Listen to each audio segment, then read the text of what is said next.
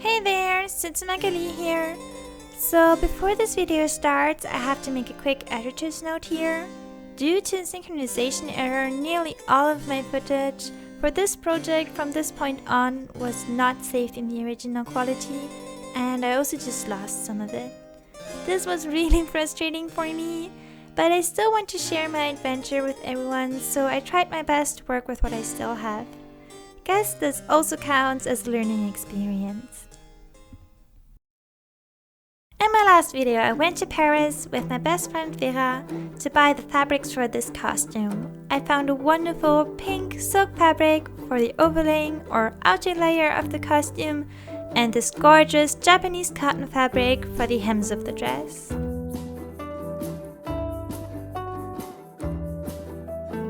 I didn't buy a fabric for the lining because I wanted to use some cotton fabric that I still had at home and dye it blue.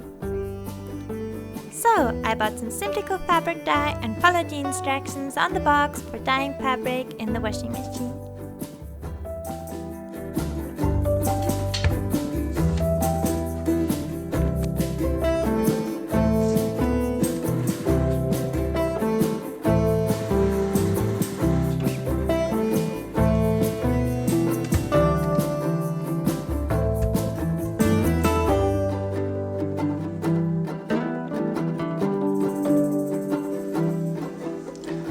So it's not quite the color I wanted. I mean, it's still kind of wet right now, but it looks kind of more like jeans. I guess this is more like a grayish blue than I expected, but I guess you can't expect it to be perfect.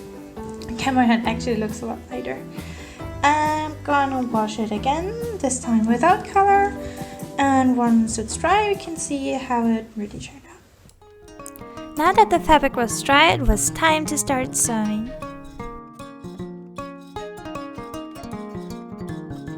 I started off by pressing it, and then I laid it onto the floor and traced the pattern that I had made onto it.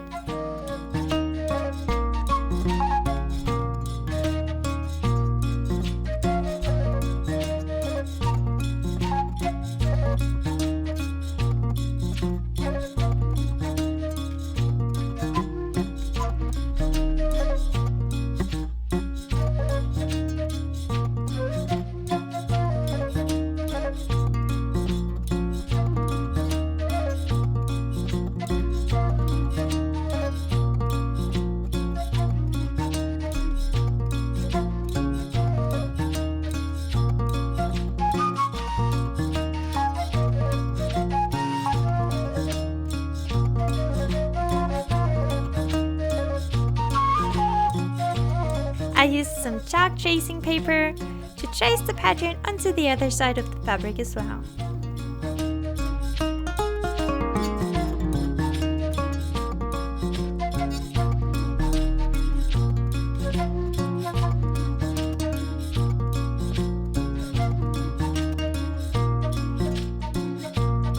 I pinned the pieces together and sewed along the chart markings that I had made earlier.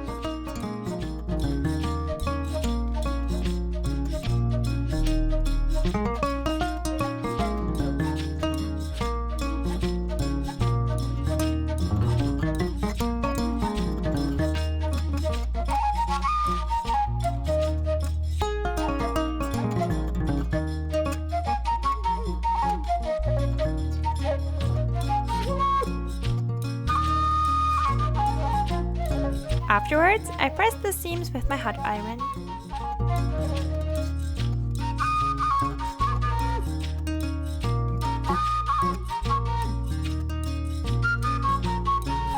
I proceeded the same way for the sleeves of the dress and then stitched them in temporarily to see how everything fit together.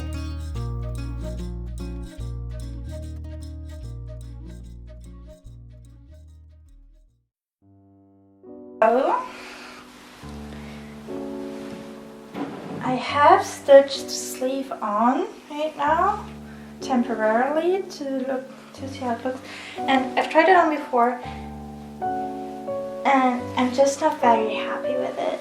Like, I think when I made the pattern, I was already so exhausted because I was working on it for already 2 days.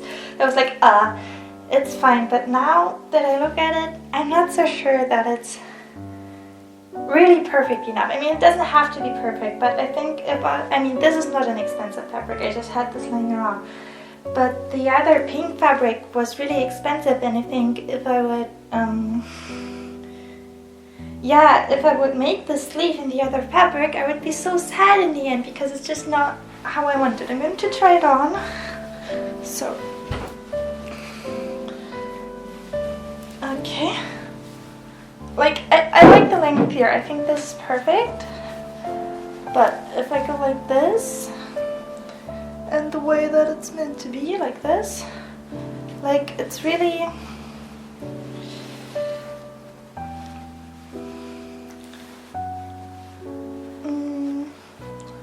like this. I'm not able to move very well, like, up to here. Like, it's fine until here, but as soon as I go here, you can see here that it's like really, really stretching, and going any further is like really awkward and weird. And I mean, this is supposed to be like a dancer costume or dress or wedding dress or something, and I just don't think that I can move around in it enough. So after making my choice, I redid the sleeves just like I did in video 3 of this series, but this time making sure that it would be easier to move around in them. And with that, the lining of my costume was done.